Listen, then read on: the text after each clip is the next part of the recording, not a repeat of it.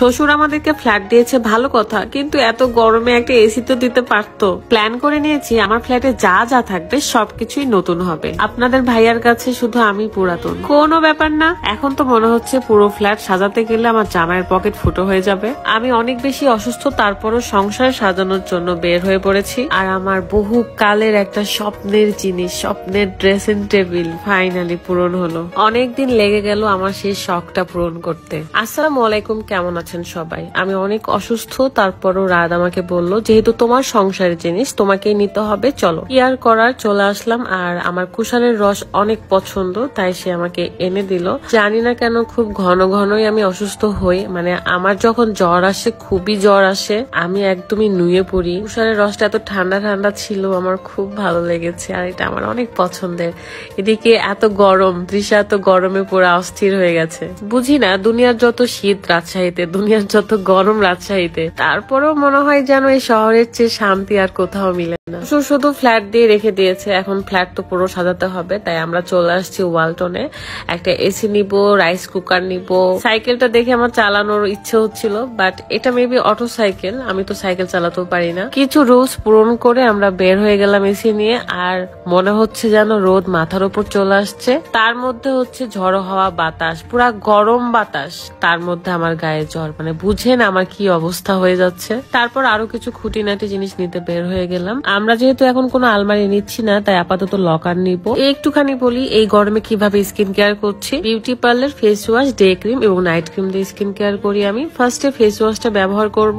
We care you Facebook page থেকে আমি এই কম্বোটা নিয়েছিলাম, পেজটা ক্যাপশনে দেওয়া থাকবে, চেক করে নেবেন। এই ফেস ওয়াশটা এত বেশি ভালো, আমার স্কিনটাকে ডিপ ক্লিন করে। যদি মেকআপও করা থাকে সেটাকে একবার ধোয়াতেই পুরো ক্লিন করে ফেলে। এটা আমার নিত্যদিনের সঙ্গী, স্কিনকে ব্রাইট করে, দাগ মুক্ত করে। সাথে আরো আছে ডে ক্রিম। এই ডে ক্রিমটা আমার স্কিনটাকে ময়শ্চারাইজ রাখে, সাথে স্কিনে যত রকমের রোদে পোড়া কালো ভাব আছে, ব্রণের দাগ আছে, সেগুলো দূর করে। এই ক্রিমটার স্মেলটা এত জোস, আমার পুরো খেয়ে ফেলতে ইচ্ছে করে। আরো আছে নাইট ক্রিম। যারা স্কিনকে দাগ মুক্ত এবং ব্রাইট করতে চাচ্ছেন তারা এক্ষুনি বিউটি পার্লার এই কম্বোটা অর্ডার করে ফেলুন। উই কেয়ার ইউ ফেসবুক পেজটা ক্যাপশনে দেওয়া আছে, সেই পেজটা থেকে আপনারা অর্ডার করতে পারবেন। লকার কেনা শেষ হলে আমরা চলে যাই একটা সুপার শপে। সেখানে বসে ইচ্ছে মতো যা যা দেখা যাচ্ছে একটা সংসার গোছানোর জন্য সবকিছুই আমরা একদম একটা একটা করে তুলে নিই। এখানকার কাজ শেষ করে আমি চলে যাই আমার পছন্দের জিনিস কিনতে, আমার ড্রেসিং টেবিল।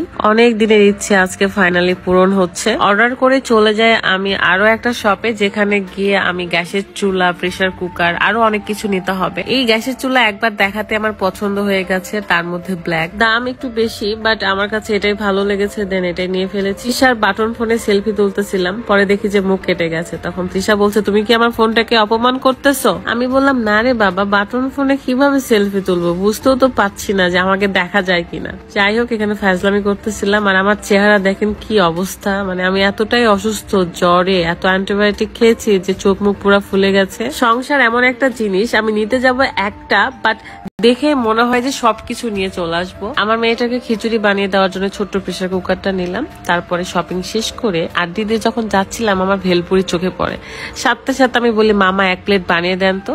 রিক্সায় বসেই খেয়ে নিলাম। যদিও জ্বরের মুখ একদমই তিতা তিতা লাগছিল, তারপরও আমার অনেক মজা লাগছে। চিলি ফ্লেক্স দিয়ে নিয়েছিলাম। অন্যান্য বাজার সব শেষ করে এখানে আবার আসলাম। এসে ড্রেসিং টেবিল এখন বাসায় নিয়ে যাওয়ার পালা। আমি তো অনেক ভয় পাচ্ছিলাম যে আমার ড্রেসিং টেবিল যদি সাবধানে এরা না নিয়ে যায় তাহলে আমি একদম কান্নাকাটি করে ফেলবো। এই ভ্যানের পিছে পিছে আমিও গিয়েছিলাম, এন্ড আমি এত জ্বালাইছি সবাইকে, সবাই খুব বিরক্ত হয়ে যাচ্ছিল যে তোমার কথার জন্য আমরা আরো বেশি ভয় পাচ্ছি। কারণ আমি একটু পরপরই বলছিলাম যে সাবধানে নিয়ে যাও, যেন দাগ না পড়ে, যেন এটা না হয় সেটা না হয়। কি করবো, অনেক শখের একটা জিনিস, যদি ক্র্যাশ পড়ে যায় তখন কি হবে। অনেক বেশি টায়ার্ড হয়ে গিয়েছি। আপনারা সবাই আমাদের জন্য দোয়া করবেন। ঘর সাজানোর ভিডিওটা আমরা নেক্সট ডে নিয়ে আসবো। সবাই ভালো থাকবেন, সুস্থ থাকবেন, এন্ড আমার ড্রেসিং টেবিলটা কেমন হচ্ছে কমেন্ট করতে ভুলবেন না। আজকের মতো বিদায় নিচ্ছি, আল্লাহ হাফেজ।